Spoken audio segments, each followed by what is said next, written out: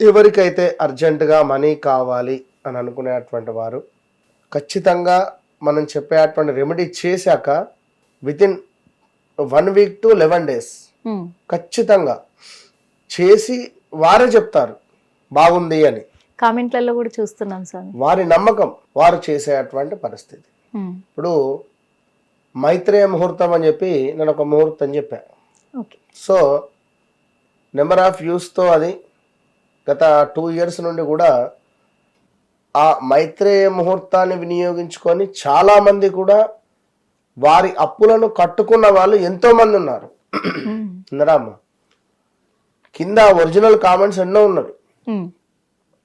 So remedies అనేటువంటివి కొన్ని లక్షలు ఉన్నవి. ఏదైతే మన వ్యక్తిగత జాతకానికి సెట్ అవుతుందో, మన లగ్నం కానీ, మన నక్షత్రం కానీ, మన వ్యవహారిక నామం కానీ, మన డేట్ ఆఫ్ బర్త్ పుట్టిన సమయాన్ని బేస్ చేసుకొని మనం జన్మించినటువంటి సంఖ్య డేట్ ఏదైతే ఉందో మనకు ఒక లక్కీ డే అని చెప్పి ఉంటుంది.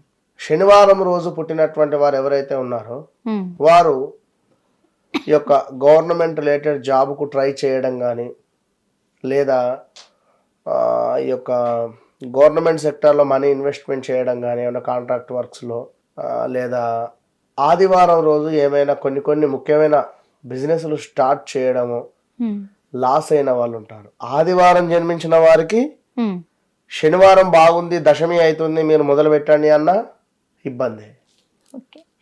ఓకే, సో ఇట్లా వారి జననం ప్రకారంగా వారికి ఒక లక్కీ డే, లక్కీ నక్షత్రం, లక్కీ తిథి అనేటువంటిది ఒకటి ఉంటుంది.